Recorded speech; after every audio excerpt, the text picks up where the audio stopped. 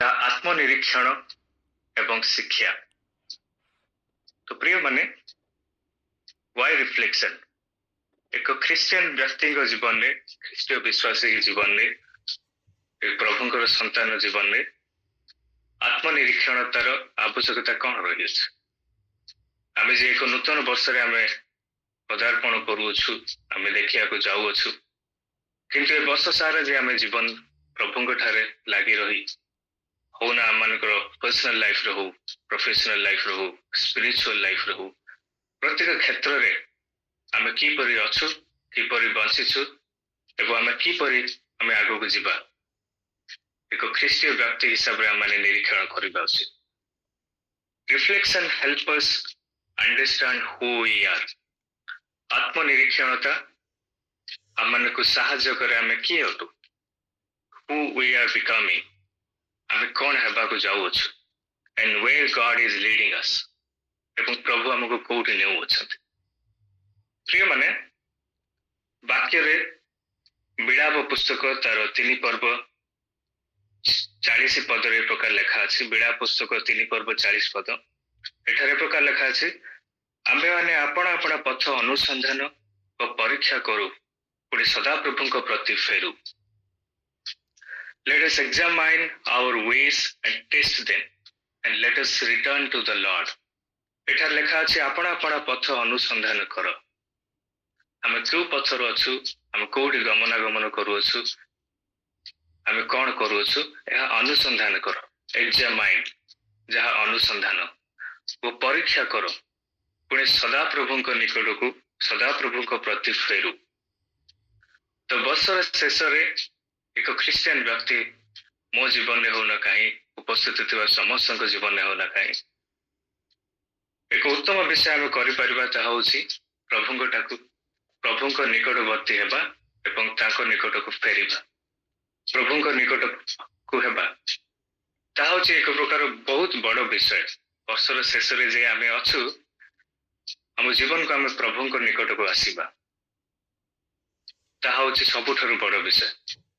जहाँ रिफ्लेक्शन विषय, जहाँ आत्मनिरीक्षण विषय जेतेबेले चिंता करे, वाक्य आम देखू 2 कोरिन्थीय तार 3 पर्व 18 पद रे प्रकार लेखा अछि, किंतु आमे माने समस्ते अनाच्छादित मुखरे दर्पण रे देखिबा परि प्रभु को गौरव देखु देखु गौरवयुक्त अवस्था अधिक गौरवयुक्त अवस्था प्राप्त होई ताहांको सही मूर्ति रे परिवर्तित हेउछु, जेनु प्रभु जे कि आत्मा ताहांको ठारू एही सब हेउछि। हालेलुया।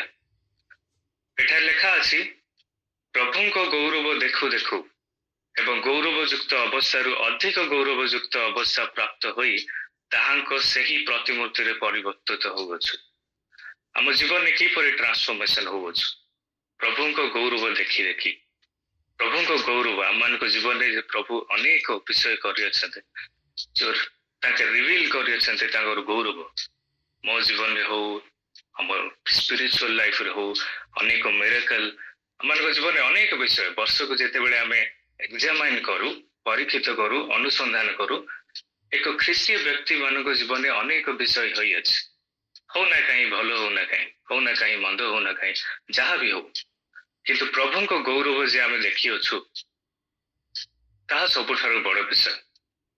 एवं प्रभु को गौरव देखी देखु आम अधिक गौरव अवस्था प्राप्त होई अच्छु, पाउल यह कहउछथि। एवं reflection leads to learning and learning leads to transformation.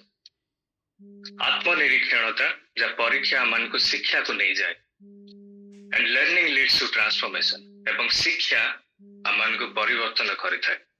परिवर्तन कौन? वाक्य परिवर्तन कौन कहे? जहाँ आम रम्य पुस्तक तार 12 पर्व तार 2 पद एवं लेखा अछि, तुम्हें माने यही वर्तमान जुगर अनुरूपी हो नहीं, किंतु जेपरि तुम इच्छा कौन, अर्थात उत्तम सुग्राह्य और सिद्ध विषय मान ईश्वर का इच्छा कौन यह परीक्षा करी जानी पार, एनिमते आपण आपण मनर नूतनीकरण द्वारा परिवर्तित हुआ। ट्रांसफॉर्मेशन जहाँ परिवर्तित परिवर्तन एक ख्रिस्टियन व्यक्ति जीवन में प्रथम उत्तम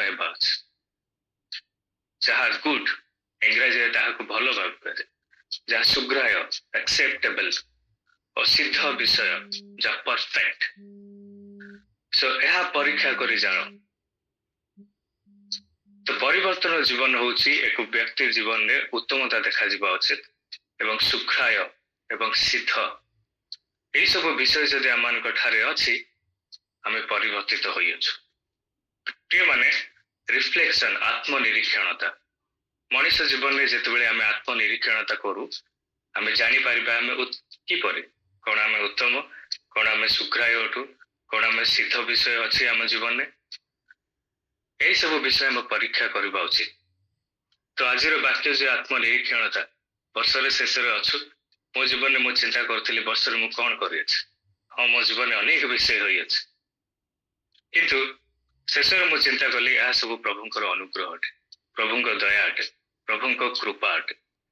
ଏବଂ ଏକ ନେକ୍ସଟ ଇୟରକୁ ମୁଁ କିପରି ପଦାର୍ପଣ କରିବି, ଯେତେବେଳେ ମୁଁ ଜୀବନକୁ କଣ କରିବି, ରିଫ୍ଲେକ୍ଟ କରିବି, ଆତ୍ମନିରୀକ୍ଷଣତା ଯାହା ପରୀକ୍ଷା କରିବି। ଏବଂ ପରୀକ୍ଷା ଖ୍ରୀଷ୍ଟିଆନ ଜୀବନରେ କେବଳ ଗୋଟିଏ ମାତ୍ର ହୋଇଥାଏ, ତାହା ହେଉଛି ପ୍ରଭୁଙ୍କର ୱେ, ପ୍ରଭୁଙ୍କର ପ୍ରଭୁଙ୍କ ପଥ ଦ୍ୱାରା, ପ୍ରଭୁଙ୍କ ବାକ୍ୟ ଦ୍ୱାରା। ତ ପ୍ରିୟମାନେ, ଆଜି ଆମେ କିଛି ବିଷୟ ଚିନ୍ତା କରିବା। ରିଫ୍ଲେକ୍ସନ ଯାହା ଆତ୍ମନିରୀକ୍ଷଣତାକୁ କଣ ଦର୍ଶାଏ ଏବଂ ଲର୍ଣ୍ଣିଂ ଏବଂ ଆମମାନଙ୍କୁ କଣ ଶିକ୍ଷା ଦିଏ, ଆମେ କଣ ଶିକ୍ଷା କରିବା ଏବଂ ଏକ ନୂତନ ବର୍ଷକୁ ଆମେ କିପରି ଠିକ ଭାବରେ ୟୁଟିଲାଇଜ କରିବା ପ୍ରଭୁଙ୍କର ଆଶୀର୍ବାଦରେ, ପ୍ରଭୁଙ୍କ ଦୟାରେ ଏବଂ ପ୍ରଭୁଙ୍କର ଅନୁଗ୍ରହରେ। ପ୍ରଥମ ବିଷୟ ହେଲା, ମୁଁ ଯାହା କହିବାକୁ ଚାହେଁ, mirror on the wall, how do we see ourselves. କାନ୍ଥରେ ଆମେ ଯେତେବେଳେ ଆଇନାକୁ ଦେଖୁ ବା ଦର୍ପଣ, ଆମେ ନିଜକୁ କିପରି ଦେଖୁ। ଆମେ ଅନେକ ସମୟରେ ଆମେ ମିରରକୁ ଆମେ ଏ ପ୍ରକାର ଦେଖିଥାଉ। ଆମମାନଙ୍କର ଯଦି ମୁଁ କୌଣସି ପ୍ରୋଗ୍ରାମକୁ ଯିବାକୁ ଚାହେଁ ବା କୌଣସି କନଫରେନ୍ସ, ମିଟିଂ ବା ଚର୍ଚ୍ଚ ବା କୌଣସି ଜାଗାକୁ ମୁଁ ଯିବାକୁ ଚାହେଁ, ତ ପ୍ରଥମରେ ମୁଁ କଣ କରେ, ମୁଁ ରେଡି ହୁଏ। ରେଡି ହେଲା ପରେ ମୁଁ ଦର୍ପଣ ଦେଖେ। ଆଉ ଦର୍ପଣ ମୁଁ ଦେଖେ କଣ ମୁଁ ଭଲ ଦେଖାଯାଉଛି କି, ମୋର କଣ ସ୍ୱଭାବ ଠିକ ଅଛି, ମୋର କଣ ମୋ ଆଟିଟ୍ୟୁଡ କଣ ଫର୍ମାଲ ଦେଖାଯାଉଛି କି, ମୋର ୱାର୍ଡସ୍, ଏଇସବୁ ଆମେ ଦେଖିଥାଉ। କିନ୍ତୁ but god's word is the true mirror. କିନ୍ତୁ ଖ୍ରୀଷ୍ଟୀୟ ବିଶ୍ୱାସୀ ବ୍ୟକ୍ତିଙ୍କ ଜୀବନରେ ପ୍ରଭୁଙ୍କର ବାକ୍ୟ, ପ୍ରଭୁଙ୍କର ସେହି ୱାର୍ଡସ୍, ପ୍ରଭୁଙ୍କର ପ୍ରତ୍ୟେକ ବାକ୍ୟକୁ ଯେତେବେଳେ ଆମେ ଦେଖୁ, ତାହା ହେଉଛି ଆମମାନଙ୍କର ଟ୍ରୁ ମିରର, ତାହା ହେଉଛି ଆମମାନଙ୍କର ଏକ ପ୍ରକୃତ ଦର୍ପଣ। ଆମେ ମିରର ଦର୍ପଣରେ ଆମେ ବାହ୍ୟ ରୂପ ଆମେ ଦେଖିପାରୁ, ଏକ୍ସଟର୍ନାଲ ଫିଚର୍ସ ଆମମାନଙ୍କର ପ୍ରତ୍ୟେକ ବିଷୟ ଆମେ ଦେଖୁ, କିନ୍ତୁ ଯଦି ଆମେ ଭିତରକୁ ଦେଖିବାକୁ ହେଲେ ଏହା କମ୍ପ୍ଲିକେଟେଡ, ଏହା ଇଜି ନୁହେଁ। ଏହା କେବଳ ପ୍ରଭୁଙ୍କ ବାକ୍ୟ ଦ୍ୱାରା ହିଁ ହୋଇଥାଏ ଏବଂ ପ୍ରଭୁଙ୍କ ସାନ୍ନିଧ୍ୟ ତଳେ ହିଁ ହେଇଥାଏ। ଯାହା ଆମେ ଦେଖୁ ଯାକୁବ ପୁସ୍ତକ, ମୋ ସହ ଖୋଲନ୍ତୁ ଯାକୁବ ପୁସ୍ତକ, ତାର 1 ପର୍ବ ତାର 23 ପଦ ଏବଂ 25 ପ୍ରକାର ଲେଖା ଅଛି, କାରଣ ଯଦି କେହି ବାକ୍ୟର କର୍ମକାରୀ ନ ହୋଇ ଶ୍ରୋତା ମାତ୍ର ହୁଏ, ତେବେ ସେ ଦର୍ପଣରେ ଆପଣା ସ୍ୱାଭାବିକ ମୁଖ ଦର୍ଶନ କରୁଥିବା ମନୁଷ୍ୟର ତୁଲ୍ୟ। ଯେଣୁ ସେ ଆପଣାକୁ ଦେଖିଲା ଉତ୍ତାରେ ଚାଲିଯାଇ ସେ କି ପ୍ରକାର ଲୋକ ତାହା ସେଇ କ୍ଷଣି ଭୁଲିଯାଏ। କିନ୍ତୁ ଯେ ସିଦ୍ଧ ଅର୍ଥାତ୍ ସ୍ୱାଧୀନତାର ବ୍ୟବସ୍ଥା ପ୍ରତି ନିରୀକ୍ଷଣ କରି ସେଥିରେ ନିବିଷ୍ଟ ଥାଏ, ପୁଣି ବିସ୍ଫୋରଣକାରୀ ଶ୍ରୋତା ମାତ୍ର ନହି ବରଂ କାର୍ଯ୍ୟକାରୀ ହୁଏ, ସେ ଆପଣା କାର୍ଯ୍ୟରେ ଧନ୍ୟ। ଏଠାରେ ଲେଖା ଅଛି, କାରଣ ଯଦି କେହି ବାକ୍ୟର କର୍ମକାରୀ ନ ହୋଇ ଶ୍ରୋତା ମାତ୍ର ହୁଏ, ଓନ୍ଲି ଏ ଲିଷ୍ଟର। ଲିଷ୍ଟର ମାନେ କେବଳ ଶୁଣିଥାଏ କିନ୍ତୁ ତାହା ପାଳନ କରେ ନାହିଁ, ଓବିଡିଏନ୍ସ ନାହିଁ। ଏଠାରେ ଲେଖା ଅଛି, ତେବେ ସେ ଦର୍ପଣରେ ଆପଣା ସ୍ୱାଭାବିକ ମୁଖ ଦର୍ଶନ କରୁଥିବା ମନୁଷ୍ୟର ତୁଲ୍ୟ। ସେ ଶ୍ରୋତା ମାତ୍ର ହୁଏ, କେବଳ ଆମେ ଦର୍ପଣ ଆମେ ଦେଖିଦଉ, ହଠାତ୍ ଆସି ଦର୍ପଣରେ ମୁହଁ ମାଡ଼ି ତାପରେ ଚାଲିଯାଉ। କିନ୍ତୁ ଯେଣୁ ସେ ଆପଣାକୁ ଦେଖିଲା ଉତ୍ତାରେ ଚାଲିଯାଇ ସେ କି ପ୍ରକାର ଲୋକ ତାହା ସେ ସେଇ କ୍ଷଣି ଭୁଲିଯାଏ। କିନ୍ତୁ ଯେ ସିଦ୍ଧ ଅର୍ଥାତ୍ ସ୍ୱାଧୀନତା ବ୍ୟବସ୍ଥାର ପ୍ରତି ନିରୀକ୍ଷଣ କରି ସେଥିରେ ନିବିଷ୍ଟ ଥାଏ, ଯେ ବ୍ୟବସ୍ଥାରେ ନିରୀକ୍ଷଣ କରି ନିବିଷ୍ଟ ଥାଏ, ଯେ ବାକ୍ୟକୁ ମାନି ଚାଲେ, ବାକ୍ୟକୁ ଲାଗି ରହେ ଏବଂ ବାକ୍ୟର ପ୍ରତ୍ୟେକ ବିଷୟକୁ ମାନି ଚାଲେ, ସେ ଯେତେବେଳେ ନିବିଷ୍ଟ ଥାଏ, ପୁଣି ବିସ୍ଫୋରଣକାରୀ ଶ୍ରୋତା ମାତ୍ର ନହି ବରଂ କାର୍ଯ୍ୟକାରୀ ହୁଏ, ସେ ଆପଣା କାର୍ଯ୍ୟରେ ଧନ୍ୟ। ଶ୍ରୋତା ମାତ୍ର ନହି ସେ କର୍ମକାରୀ ହୁଏ, କାର୍ଯ୍ୟକାରୀ ହୁଏ। ସେ ରେସ୍ପନ୍ସିବୁଲ ହୁଏ ବାକ୍ୟ ଶୁଣି, ସେ କଣ ଧନ୍ୟ ଅଟେ। ପ୍ରିୟ ମାନେ, ରିଫ୍ଲେକ୍ସନ ଆତ୍ମନିରୀକ୍ଷଣତା। ଆମେ ଯେତେବେଳେ ଆତ୍ମନିରୀକ୍ଷଣ କରିବା ତାହା କେବଳ ଗୋଟିଏ ୱେ, ତାହା ହଉଛି ପ୍ରଭୁଙ୍କର ବାକ୍ୟ, ପ୍ରଭୁଙ୍କର ପଥ, ପ୍ରଭୁଙ୍କର ଯୋଉ ସ୍ୱର ଆମେ ଶୁଣୁ। ତ ଏଇ ଶେଷ ସମୟରେ ଆମେ ପ୍ରଭୁଙ୍କର ବାକ୍ୟକୁ ରିଫ୍ଲେକ୍ଟ କରିବା, ଯାହାଫଳରେ ଆମେ ଧନ୍ୟ ହେବା। God's word reveals truth. ପ୍ରଭୁଙ୍କର ଯୋଉ ବାକ୍ୟ ଆମମାନଙ୍କୁ ସତ୍ୟତାକୁ ରିଭିଲ୍ କରିଥାଏ, ଆମମାନଙ୍କୁ ଦେଖେଇଥାଏ। ଏବଂ reflection without obedience leads to self ଡିସେପ୍ସନ।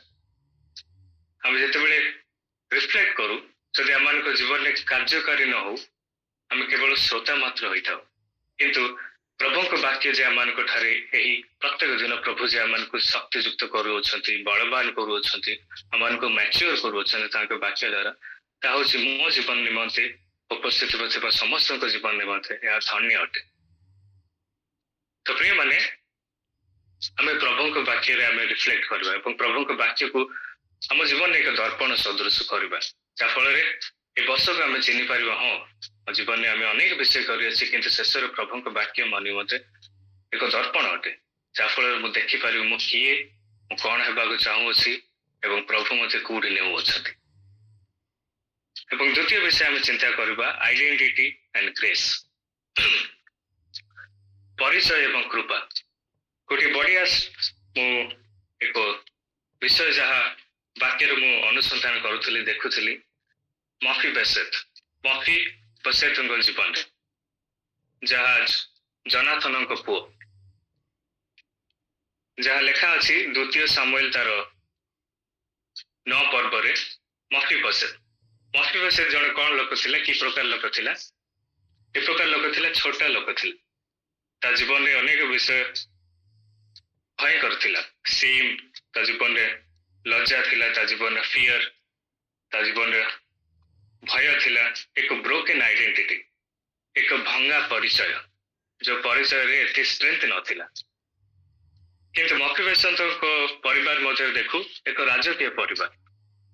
ସେ ଜନାଥନଙ୍କ ପୁଅ ଥିଲେ। ଜନାଥନଙ୍କ ବାପା ସାଉଲ ଇସ୍ରାଏଲକୁ ଅନେକ ବର୍ଷ ହେଲା ରାଜତ୍ୱ କଲେ। କିନ୍ତୁ ମଫିବୋଶେଥଙ୍କ ଜୀବନରେ ଯେତେବେଳେ ଦେଖୁ, ତା ଜୀବନରେ ଅନେକ ବିଷୟ, ସେମ୍ ଯାହା ମୁଁ କହିଲି, ସେମ୍ ଫିୟର, ବ୍ରୋକେନ୍ ଆଇଡେଣ୍ଟିଟି, ଏଇସବୁ ବିଷୟ ଆମେ ଦେଖୁ। ମଫିବୋଶେଥ ଏକ ଆଶାହାରୀ, ହୋପଲେସ୍ ପର୍ସନ ଥିଲା, ଯାହା ବାକ୍ୟରେ ଆମେ ଦେଖୁ ଦ୍ୱିତୀୟ ସାମୁଏଲ ତାର 9 ପର୍ବ 6 ଏବଂ 13 ପ୍ରକାର ଲେଖା ଅଛି। ଦ୍ୱିତୀୟ ସାମୁଏଲ 9 ପର୍ବ 6 ଏବଂ 6 ପଦ ଆମେ ଦେଖିବା। ଏଥିରେ ସାଉଲ ପୁତ୍ର ଜନାଥନର ପୁତ୍ର ମଫିବୋଶେଥ ଦାଉଦଙ୍କ ନିକଟକୁ ଆସି ମୁହଁ ମାଡ଼ି ପଡ଼ି ପ୍ରଣାମ କଲା। ତହୁ ଦାଉଦ କହିଲେ, ହେ ମଫିବୋଶେଥ। ସେ ଉତ୍ତର କଲା, ଦେଖନ୍ତୁ ଆପଣଙ୍କ ଦାସ ଉପସ୍ଥିତ ଅଛି।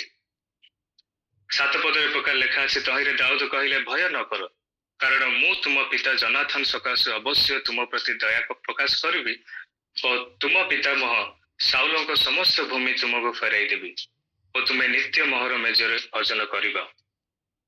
ଏବଂ 8 ପଦରେ ପ୍ରକାର ଲେଖା ଅଛି, ତେଣୁ ସେ ପ୍ରଣାମ କରି କହିଲା, ମୁଁ ତ ମଲା କୁକୁର ପରି, ଆପଣ ଯେ ମୋତେ ଅନେଇବେ, ଆପଣଙ୍କ ଦାସ ଏପରି କଣ ଅଛି? ତେବେ ରାଜା ସାଉଲଙ୍କର ଦାସ ଶିବକୁ ଡାକି କହିଲେ, ମୁଁ ତୁମ କର୍ତ୍ତାର ପୁତ୍ର ସାଉଲଙ୍କର ଓ ତାଙ୍କ ବଂଶର ସର୍ବସ୍ୱ ଦେଲି। ଆଉ ତୁମେ ଓ ତୁମ ପୁତ୍ରମାନେ ଓ ତୁମ ଦାସମାନେ ତାହା ପାଇଁ ଭୂମିର କୃଷି କର୍ମ କରିବ ଓ ତୁମେ କର୍ତ୍ତାର ପୁତ୍ରର ଖାଦ୍ୟ ନିମନ୍ତେ ତଦୁପନ ଫଳ ଆଣିଦେବ।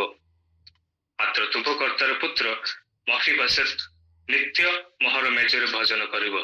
ଏହି ଶିବର 15 ପୁତ୍ର ଓ 20 ଦାସ ଥିଲେ। ତେବେ ଶିବ ରାଜାଙ୍କୁ କହିଲା, ଆମ ପ୍ରଭୁ ମହାରାଜ, ଆପଣ ଦାସକୁ ଯେସବୁ ଆଜ୍ଞା ଦେଉଅଛନ୍ତି ତଦନୁସାରେ ଆପଣଙ୍କ ଦାସ କରିବ। ମଫିବୋଶେଥ ବିଷୟରେ ରାଜା କହିଲେ, ସେ ଏକ ରାଜପୁତ୍ର ପରି ଆମ ମେଜରେ ଭୋଜନ କରିବ।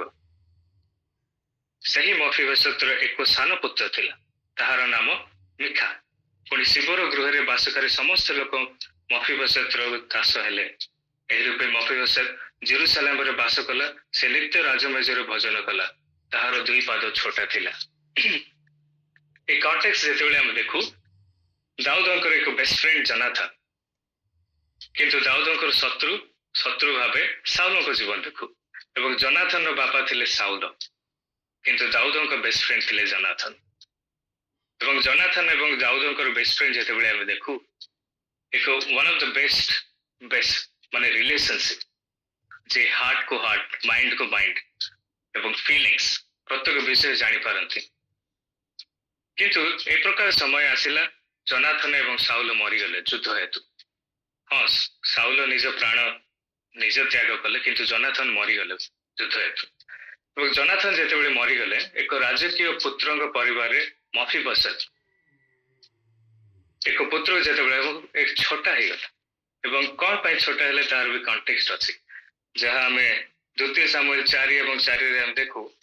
ଯେତେବେଳେ ଏକ ନର୍ସ ବା ମଫିବସେତକୁ ଯିଏ ପ୍ରତିପାଳନ କରେ, ଯୁଦ୍ଧ ଯେତେବେଳେ ହେଲା, ଅନେକ ସମସ୍ୟା ଆସିଲା ଏବଂ ମଫିବସେତଙ୍କ ବାପା ମରିଗଲେ ଏବଂ ମଫିବସେତଙ୍କୁ ଭୟରେ ତାର ନର୍ସ ଯିଏ ଅଛନ୍ତି, ସେ ତାର ପ୍ରତିପାଳନ କରୁଅଛନ୍ତି, ତାକୁ ଲୁଚେଇବାକୁ ଗଲାବେଳେ କଣ ହେଲା, ହଠାତ୍ 5 ବର୍ଷ ବୟସରେ ମଫିବସେତ ପଡ଼ିଗଲା, ହଠାତ୍ ପଡ଼ିଗଲା ଆକ୍ସିଡେଣ୍ଟାଲ, ଯାହାଫଳରେ ମଫିବସେତର 2ଟି ଗୋଡ଼ କଣ ହେଲା, ଭାଙ୍ଗିଗଲା ଏବଂ ସେ ଜୀବନ ସାରା ଛୋଟା ହେଇଗଲା। ଏକ ରାଜକୀୟ ପରିବାର ମଧ୍ୟରେ ମଫିବସେତକୁ ଏଇ ସମସ୍ୟା ଆସିଲା, ଛୋଟା ହେଇଗଲା। ଏବଂ ଛୋଟା ବ୍ୟକ୍ତି କଣ କରିପାରିବ? ଯଦି ମୁଁ ଚିନ୍ତା କରେ, ଏକ କ୍ରିପଲ ମାନେ ଛୋଟ ବ୍ୟକ୍ତି ତା ଜୀବନରେ ସେ କିଛି କରିପାରେ ନାହିଁ। ହଁ, ସେ କଥା କହିପାରେ, ସବୁ କିଛି କରେ, କିନ୍ତୁ ସାମ୍ରାଜ୍ୟକୁ ଚଳେଇବାକୁ ହେଲେ, ଅନେକ ବିଷୟ କରିବାକୁ ହେଲେ, he cannot do anything, ସେ କିଛି କରିପାରେନି। କିନ୍ତୁ ଦାଉଦଙ୍କ ଜୀବନରେ ଯେତେବେଳେ ମୁଁ ଚିନ୍ତା କରୁଥିଲି, ସେ ଏକ one of the best person who understand things। ସେ ଦାଉଦ ମଫିବସେତର ସିଚୁଏସନକୁ ଦେଖିଲେ, yet King David restored him not because of his merit but because of a covenant with Jonathan। Jonathan ପାଖରେ ଯୋଉ କଭନେଣ୍ଟ ଦାଉଦ ରଖିଥିଲେ, ତାହା କିପରି ମୁଁ ମଫିବସେତକୁ ମୁଁ ପ୍ରଦାନ କରିବି, ତାହା ଦାଉଦ ଚିନ୍ତା କଲେ। ଦାଉଦ କଣ କହୁଅଛନ୍ତି ତାହା ମଧ୍ୟ ଲେଖା ଅଛି। ଦାଉଦ ଏ ପ୍ରକାର କହୁଅଛନ୍ତି, ଜନାଥନ ପରିବାର ମଧ୍ୟରେ ଏ ପ୍ରକାର କିଏ ଅଛି କି ଯାହାକୁ ମୁଁ ହେଲ୍ପ କରିପାରିବି। ଶେଷରେ ଦାଉଦ ଆସି ଜାଣିଲେ ଯେ ମଫିବସେତ ଯେ ଛୋଟିଆ ବ୍ୟକ୍ତି, ଏବଂ ଛୋଟିଆ ବ୍ୟକ୍ତି ପାଇଁ ସେ ଦାଉଦ ଚିନ୍ତା କରୁଅଛନ୍ତି। ଦାଉଦ କହୁଛନ୍ତି, ଭୟ ନ କର, କାରଣ ମୁଁ ତୁମ ପିତା ଜନାଥନ ସକାଶେ ଅବଶ୍ୟ ତୁମ ପ୍ରତି ଦୟା ପ୍ରକାଶ କରିବି ଓ ତୁମ ପିତାମହ ସାଉଲଙ୍କ ସମସ୍ତ ଭୂମି ତୁମକୁ ଫେରାଇବି। ମଫିବସେତ ନିମନ୍ତେ ଦାଉଦ ଚିନ୍ତା କରୁଅଛି। ଏକ ଛୋଟା ବ୍ୟକ୍ତି ଜୀବନରେ କିଛି କରିପାରେ ନାହିଁ, ଅନେକ ସମସ୍ୟା ଆସିପାରେ, କିନ୍ତୁ ଦାଉଦ ଏଠାରେ ଏ ପ୍ରକାର କାର୍ଯ୍ୟ କରୁଅଛନ୍ତି, ତା ଫ୍ୟୁଚର ନିମନ୍ତେ ଚିନ୍ତା କରୁଅଛନ୍ତି। ତା ପାଇଁ ଜମି ଦେଉଅଛନ୍ତି, ତାକୁ ସେ ଜମିକୁ କିଏ ରେସ୍ପନ୍ସିବଲ ହେବ? ଶିବ ନାମକ ଦାସ, ଯାହା ସାଉଲର ଦାସ, ସେହି ଦାସକୁ ରେସ୍ପନ୍ସିବଲ କରୁଅଛନ୍ତି, ଯେପରି ମଫିବସେତର ପ୍ରତ୍ୟେକ ବିଷୟ, ଏକ ଛୋଟା ବ୍ୟକ୍ତି ହେଲେ ମଧ୍ୟ ତା ଜୀବନରେ ଅନେକ କଷ୍ଟ ଥିଲେ ମଧ୍ୟ ପ୍ରତ୍ୟେକ ବିଷୟ ସେ ଦେଖିପାରିବ, ଏ ପ୍ରକାର ଦାସକୁ ମଧ୍ୟ ଦାଉଦ ନିଯୁକ୍ତ କରୁଅଛନ୍ତି। ଏହା କଣ ମଫିବସେତ କଣ ବଡ କାମ କରିଥିଲା କି? ମଫିବସେତ ଏଠାରେ କହୁଛନ୍ତି, ମୁଁ ଜଣେ କୁକୁର ପରି, ମଲା କୁକୁର ପରି, ଏକ ଡେଡ୍ ଡଗ୍, ମଲା କୁକୁର କିଛି କରିପାରେ ନାହିଁ। ମଫିବସେତର ଜୀବନରେ ମଧ୍ୟ ଅନେକ ସମସ୍ୟା ଥିଲା, ଅନେକ ଫିୟର, ଭୟ ଥିଲା, ସେମ୍ ଥିଲା, ଯାହା ଜୀବନରେ ଏକ ପରିଚୟ ନଥିଲା, ସେ କିଛି କରିପାରେ ନାହିଁ। କିନ୍ତୁ ଶେଷରେ ତାକୁ କଣ ହେଲା, ଦାଉଦ ତାକୁ ହେଲ୍ପ କରୁଅଛନ୍ତି ଏବଂ ଦାଉଦ ତାକୁ ଇନଭିଟେସନ ଦେଉଅଛନ୍ତି, ସ୍ପେଶାଲ ଇନଭିଟେସନ, ଯାହା ହଉଛି ଲାଇଫ ଲଙ୍ଗ ଇନଭିଟେସନ, ଯାହା ଦାଉଦଙ୍କ ଟେବଲରେ ସେ ସବୁବେଳେ ଖାଇବ। ଦାଉଦ ଯୋଉ ମେଜରେ ଖାଆନ୍ତି, ସେ ମେଜରେ ସେ ଖାଇବ। ଏବଂ 13 ପଦରେ ପ୍ରକାର ଲେଖା ଅଛି, ଏହି ରୂପେ ମଫିବସେତ ଜେରୁସାଲେମରେ ବାସ କଲା, ସେ ନିତ୍ୟ ରାଜମେଜରେ ଭୋଜନ କଲା। ନିତ୍ୟ ମାନେ ଲାଇଫ ଲଙ୍ଗ, ମାନେ ଯୋଉ ସମୟ ବଞ୍ଚିଥିଲା ସେ କଣ କଲା, ରାଜମେଜରେ ଭୋଜନ କଲା। ତ ପ୍ରିୟ ମାନେ, God's grace reaches us even in our brokenness। ଆମ ଜୀବନରେ ମଧ୍ୟ ଆମମାନେ ବ୍ରୋକେନ୍ ହେଇଥାଉ, ଆମମାନଙ୍କର ଆଇଡେଣ୍ଟିଟି ନଥାଏ, ଆମମାନଙ୍କର ପରିଚୟ ନଥାଏ, ଆମମାନଙ୍କ ଜୀବନରେ ଅନେକ ସମସ୍ୟା ରହିପାରେ, ଆମମାନଙ୍କ ଜୀବନରେ ଆମେ ଭଲ ବ୍ୟକ୍ତି ହେଲେ ମଧ୍ୟ ହଁ ଆମମାନଙ୍କ ଜୀବନରେ କିଛିଟା ବିଷୟ ନଥାଏ, କିନ୍ତୁ ଗଡ୍ସ ଗ୍ରେସ୍, ପ୍ରଭୁଙ୍କ ଯୋଉ ଅନୁଗ୍ରହ, ମଫିବସେତଙ୍କ ଜୀବନ ଯେତେବେଳେ ଆମେ ଦେଖୁ, ତାଙ୍କ ଜୀବନରେ ଯୋଉ ଅନୁଗ୍ରହ ଥିଲା, ଯାହାଫଳରେ ସେ ଅନେକ ବିଷୟ ଫେରି ପାଇଲା। ତାଙ୍କ ଫ୍ୟାମିଲି ହରେଇଲା, ବାପାଙ୍କୁ ହରେଇଲା, ତାର ଗ୍ରାଣ୍ଡ ପ୍ୟାରେଣ୍ଟସ फादर ताको हरेले ଆଉ ଅନେକ ବିଷୟ ହେଲା ସେ ନିଜେ ମଧ୍ୟ ଛୋଟା ହେଇଗଲେ। ଏଇଟା ବହୁତ ବଡ ବିଷୟ। ଏବଂ ଶେଷରେ ଦାଉଦଙ୍କର ଯୋଉ ସେ ଦାଉଦ ଯେପରି ବୁଝିପାରୁଛନ୍ତି ତାଙ୍କ ଜୀବନ କଣ ଏବଂ ଜନାଥନ ପାଖରେ ଯୋଉ ସମ୍ପର୍କ ଥିଲା ସେହି ସମ୍ପର୍କ ମଫିବେଶନ୍ତଙ୍କ ଜୀବନରେ ଦାଉଦ ଦେଖାଉଛନ୍ତି। ଦାଉଦ ଜଣେ ଦୟାଳୁ ଲୋକ ଏବଂ ସେ ଏକ ଗୁଡ୍ ଲିଡର, ସେ ଭଲ ଲିଡର ଥିଲା ଯାହା ଫଳରେ ସେ ସବୁ ସିଚୁଏସନକୁ ବୁଝିପାରିଲା ଏବଂ ମଫିବେଶତର ଫ୍ୟୁଚରକୁ ବୁଝିପାରିଲା। ଆମମାନଙ୍କ ଜୀବନରେ ହୋଇପାରେ ଆମମାନଙ୍କ ଫ୍ୟୁଚର କେହି ବୁଝିପାରନ୍ତିନି, ଆମମାନଙ୍କ ଜୀବନରେ ହୋଇପାରେ ଆମେ ଏକ ବ୍ରୋକେନ୍ ଆଇଡେଣ୍ଟିଟି ଥାଇପାରେ, ଆମମାନଙ୍କ ଜୀବନରେ ଅନେକ କଷ୍ଟ ଥାଇପାରେ, ଆମମାନଙ୍କ ଜୀବନରେ ଆମମାନଙ୍କର ହେଲ୍ଥ ହିସାବରେ ହଉନା କାହିଁକି କୌଣସି ବିଷୟ ଓକେ କିଛି ଭଲ ନଥାଇପାରେ, କିନ୍ତୁ ପ୍ରଭୁଙ୍କର ଯୋଉ ଗ୍ରେସ୍ এই ବାକ୍ୟ ଦ୍ୱାରା ଆମମାନଙ୍କୁ ଏନକରେଜ କରେ ତାହା ହେଉଛି ଇନଫ୍। ପ୍ରଭୁ ଆମକୁ ଜାଣନ୍ତି ଏବଂ ପ୍ରଭୁ ଆମକୁ ଫେରି ଦିଅନ୍ତି ଆମମାନଙ୍କ ଜୀବନରେ କ'ଣ ଆବଶ୍ୟକତା ରହିଅଛି, ଆମମାନଙ୍କ ଜୀବନରେ ଯାହା ହଉନା କାହିଁକି ଯୋଉ ପ୍ରଭୁ ସେ ମଫିବେଶନ୍ତଙ୍କୁ ଆଶୀର୍ବାଦ କରିଥିଲେ ଦାଉଦଙ୍କ ଦ୍ୱାରା ଆମ ଜୀବନରେ ମଧ୍ୟ ଏ ବର୍ଷର ଶେଷରେ ଅଛୁ ଆମମାନଙ୍କ ଜୀବନରେ ମଧ୍ୟ ପ୍ରଭୁ ଅନେକ ଗ୍ରେସ୍ କରିଅଛନ୍ତି, ଅନେକ ଅନୁଗ୍ରହ କରିଅଛନ୍ତି, ଆମ ଜୀବନରେ ମଧ୍ୟ ଅନେକ କୃପା କରିଅଛନ୍ତି ଯାହାଫଳରେ ଏ ଶେଷ ସମୟରେ ଆମେ ଅଛୁ। Our past doesn't disqualify us from God's table. ଆମମାନଙ୍କର ଅତୀତ ପ୍ରଭୁଙ୍କ ନିକଟବର୍ତ୍ତୀ ହେବା, ପ୍ରଭୁଙ୍କ ଠାରେ ଭଜନ କରିବା, ପ୍ରଭୁଙ୍କ ଠାରେ ରହିବା ଏସବୁ ବିଷୟକୁ କେବେ ରଖେ ନାହିଁ, କିନ୍ତୁ ଆମମାନଙ୍କୁ ତାଙ୍କ ଟେବଲକୁ ଆଣିଥାଏ ଯେପରି ଆମେ ତାଙ୍କ ସହ ଭଜନ କରୁ। ତ ଏହା ସେ ଥିଲା ମଫିବେଶନ୍ତଙ୍କ ଜୀବନ ପ୍ରିୟମାନେ ଏବଂ ଆମ ଜୀବନରେ ମଧ୍ୟ ସେହି ଗ୍ରେସ୍ ଆଜି ପର୍ଯ୍ୟନ୍ତ ଅଛି। ଆମମାନେ ଏକ ଛୋଟ ସଦୃଶ, ଆମମାନଙ୍କ ଠାରେ ମେରିଟ୍ ନାହିଁ, ଆମମାନଙ୍କ ଠାରେ କୌଣସି ନାହିଁ, କିନ୍ତୁ ପ୍ରଭୁ ଆମମାନଙ୍କୁ ଗ୍ରେସ୍ କରିଅଛନ୍ତି ଯେ ଆମମାନଙ୍କୁ ତାଙ୍କ ରକ୍ତରେ ତାଙ୍କ ମାଂସରେ ତାଙ୍କର ସେହି ବଳିଦାନ ଯେ ପ୍ରଭୁ ଏ ଜଗତକୁ ଆସିଲେ ଆମମାନଙ୍କ ପାଇଁ ସବୁ କିଛି ଦେଲେ ତାହା ହେଉଛି ଗ୍ରେସ୍। ତାଙ୍କ ଟେବଲକୁ ନେଲେ ଏବଂ ଆମମାନେ ଭୋଜନ କରିପାରୁଅଛୁ, ତାଙ୍କ ରକ୍ତ ତାଙ୍କ ମାଂସ ଆମେ ଚାଖି ପାରୁଅଛୁ, ଯାହା ଜୀବନରେ ଆମକୁ ସେଇ ଆତ୍ମନିରୀକ୍ଷଣତାର ବିଷୟ ଆମେ ଜାଣିପାରୁଅଛୁ, ଆମଠାରେ ଏକ ପରିବର୍ତ୍ତନ ଜୀବନ ଦେଖାଯାଉଅଛି। ଏବଂ ତୃତୀୟ ବିଷୟ ହେଲା ସଫରିଂ ୱିଥ୍ ପର୍ପୋଜ। ଜହନ ପୁସ୍ତକ ସଫରିଂ ୱିଥ୍ ପର୍ପୋଜ, ଉଦ୍ଦେଶ୍ୟ ସହିତ ଦୁଃଖ ଭୋଗ। ଜହନ ପୁସ୍ତକ ମୋ ସହ ଖୋଲନ୍ତୁ। ଜହନ ପୁସ୍ତକ ତାର 9 ପର୍ବ ତାର 1 ଏବଂ 3। ଏଠାରେ ଏକ ଦ ମେନ୍ ବର୍ନ ବ୍ଲାଇଣ୍ଡ, ଏକ ଅନ୍ଧ ବିଷୟ, ଏକ ଜନ୍ମାନ୍ଧକୁ ଦୃଷ୍ଟି ପ୍ରଦାନ କର, ଏକ ଅନ୍ଧ ବିଷୟରେ ଏଠାରେ ଆମେ ଦେଖାଉଛୁ। ପ୍ରଥମ ପଦ ଏ ପ୍ରକାର ଲେଖା ଅଛି, ସେ ଯାଉଥିବା ସମୟରେ ଜଣେ ଜନ୍ମାନ୍ଧକୁ ଦେଖିଲେ ଆଉ ତାହାଙ୍କ ଶିଶୁମାନେ ତାହାଙ୍କୁ ପଚାରିଲେ, ହେ ଗୁରୁ, କିଏ ପାପ କରିବାରୁ ଏ ଅନ୍ଧ ହୋଇ ଜନ୍ମ ହେଲା, ନିଜେ ନା ଏହାର ବାପା ମା?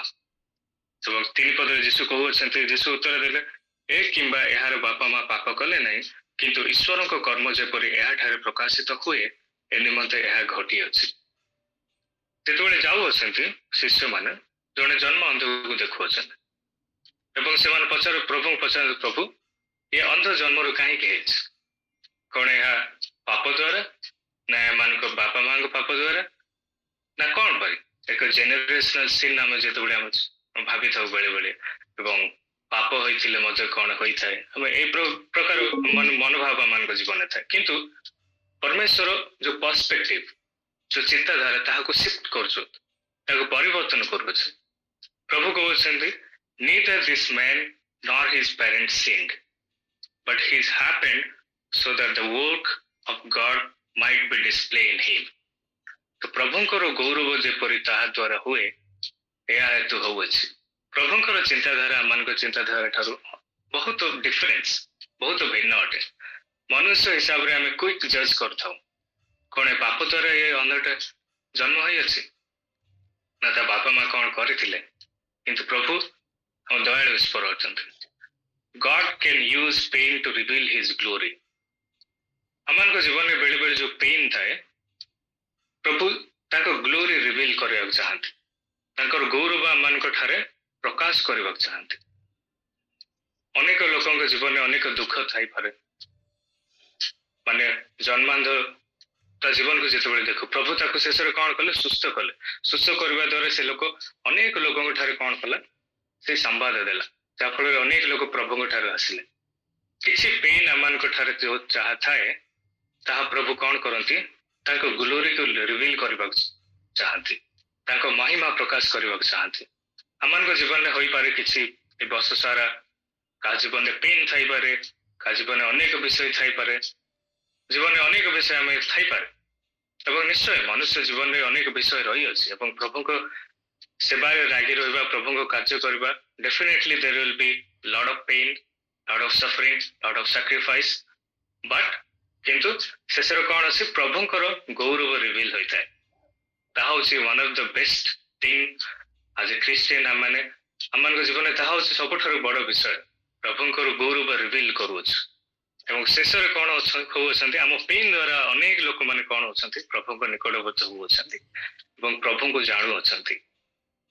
ଆମ ପରିବାର ମଧ୍ୟରେ ହଉନା କାହିଁ, ପର୍ସନାଲ ଲାଇଫରେ ହଉନା କାହିଁ, ଯାହା ଜୀବନରେ ହଉନା କାହିଁ, ଯଦି କୌଣସି ପେନ୍ ଅଛି ପ୍ରଭୁଙ୍କ ଠାରେ ଯିବା, ପ୍ରଭୁଙ୍କ ନିକଟବର୍ତ୍ତୀ ହେବା ଏବଂ ପ୍ରଭୁ କଣ କରନ୍ତି, ସେଇ ଅନ୍ଧକୁ ଯେ ସୁସ୍ଥ କଲେ ଏବଂ ସେ ଦେଖିପାରିଲେ, ଏକ ଜନ୍ମ ଅନ୍ଧ ଦେଖିପାରିବା ସାଇଣ୍ଟିଫିକାଲି ଇମ୍ପସିବଲ, ଏହା ହୋଇପାରେ ନାହିଁ, କିନ୍ତୁ ପ୍ରଭୁ ତାକୁ ସୁସ୍ଥ କରିବା ଦ୍ୱାରା ସେ ଅନେକ ଲୋକଙ୍କ ଠାରେ ସେ କଣ କଲା, ସେ ସମ୍ବାଦ ଦେଲା।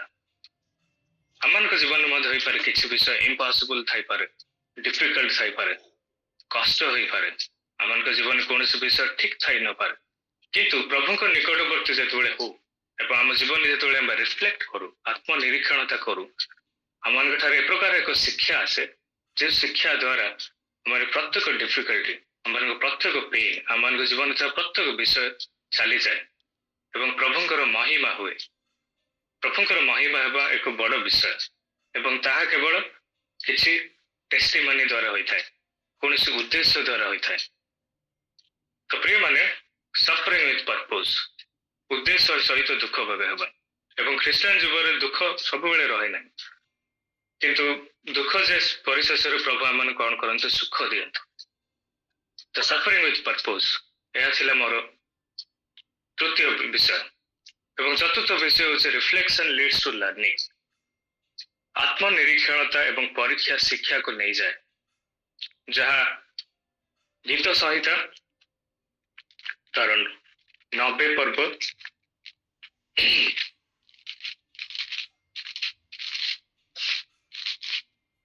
ଗୀତ ସଂହିତା ତାର 90 ପର୍ବ ତାର 12 ପଦରେ ପ୍ରକାର ଲେଖା ଅଛି, ଯେପରି ଆମ୍ଭେମାନେ ଜ୍ଞାନ ବିଶିଷ୍ଟ ଅନ୍ତଃକରଣ ପାଇପାରିବୁ, ଏଥିପାଇଁ ଆମ୍ଭମାନଙ୍କୁ ଆପଣା ଆପଣା ଦିନର ଗଣନା କରିବାକୁ ଶିକ୍ଷା ଦିଅ। ଯେପରି ଆମ୍ଭେମାନେ ଜ୍ଞାନ ବିଶିଷ୍ଟ ଅନ୍ତଃକରଣ ପାଇପାରିବୁ, ଲର୍ଣ୍ଣିଂ, ଆମେ ଶିଖିବାକୁ ହେଲେ ଆମମାନଙ୍କୁ ଜ୍ଞାନର ଆବଶ୍ୟକତା ରହିଛି। ଏନିଥିଙ୍ଗ, ଜୀବନରେ କୌଣସି ବିଷୟ ଶିଖିବାକୁ ହେଲେ ଆମମାନଙ୍କୁ ଜ୍ଞାନର ଆବଶ୍ୟକତା ରହିଅଛି। ଏବଂ ଏହି ପଦ ଲେଖା, ଯେପରି ଆମେ ଜ୍ଞାନ ବିଶିଷ୍ଟ ଅନ୍ତଃକରଣ ପାଇପାରିବୁ, ହାର୍ଟ ଅଫ ୱିଜଡମ୍, ଯାହା ଜ୍ଞାନ ବିଶିଷ୍ଟ ଅନ୍ତଃକରଣ, ଇଂରାଜୀରେ ହାର୍ଟ ଅଫ ୱିଜଡମ୍ ଲେଖା ଅଛି। ଏଥିପାଇଁ ଆମ୍ଭମାନଙ୍କୁ ଆପଣ ଆପଣ ଦିନର ଗଣନା କରିବାକୁ ଶିକ୍ଷା ଦିଅ। ପ୍ରଭୁ କହୁଅଛନ୍ତି ଏଠାରେ, ଦାଉଦ କହୁଅଛନ୍ତି ଏଥିପାଇଁ ଆମମାନଙ୍କୁ ଆପଣ ଆପଣ ଦିନର ଗଣନା କରିବାକୁ ଶିକ୍ଷା ଦିଅ। What did God teach me this year? ପୁରା ବର୍ଷ ପ୍ରଭୁ ଆମମାନଙ୍କୁ ଦେଇଅଛନ୍ତି, ଅନେକ ବିଷୟ ଆମକୁ ଦେଇଅଛନ୍ତି, ପ୍ରତ୍ୟେକ ମାସ, ପ୍ରତ୍ୟେକ ଦିନ, ଆମେ ଜୀବନରେ ଅନେକ ବିଷୟ ଦେଖୁ, କିନ୍ତୁ ଏଠାରେ ବାକ୍ୟରେ ଲେଖା ଅଛି ଆମମାନଙ୍କୁ ଆପଣ ଦିନର ଗଣନା କରିବାକୁ ହବ। ଏହା ହେଉଛି ଏକ ହାର୍ଟ ଅଫ ଲର୍ଣ୍ଣିଂ। ଆମ ଜୀବନରେ ଅନେକ ବିଷୟ ଅଛି। ଏଠାରେ ମଶା କହୁଅଛନ୍ତି, ସରି। ତ ଏଠାରେ ଆମେ ଦିନର ଗଣନା କରିବା ଅଛି। ପ୍ରିୟମାନେ, where did I resist with correction? How did I grow spiritually, emotionally and rationally? ଆମ ଜୀବନରେ ଆମେ ସ୍ପିରିଚୁଆଲି କିପରି ଗ୍ରୋଥ ହଉଛୁ, ଇମୋସନାଲି ଆମେ କିପରି ଗ୍ରୋଥ ଅଛୁ, ରିଲେସନାଲି ଆମେ ସମ୍ପର୍କୀୟ ଭାବରେ କିପରି ଆମେ ଗ୍ରୋଥ ହଉଛୁ, ଏହିସବୁ ବିଷୟ କଣ କରିବା ଅଛି? Reflection leads to learning. Reflection ଆମମାନେ କଣ କରିଥାଏ? ଶିକ୍ଷା ଦେଇଥାଏ। ତ ମୋ ଜୀବନରେ ମୁଁ କରିଥିଲି, ହଁ ଏ ବର୍ଷ ପ୍ରଭୁ ଦେଇ ଅଛନ୍ତି, ଏ ବର୍ଷର ଲେସନ ମୋ ପାଇଁ କଣ ଅଛି?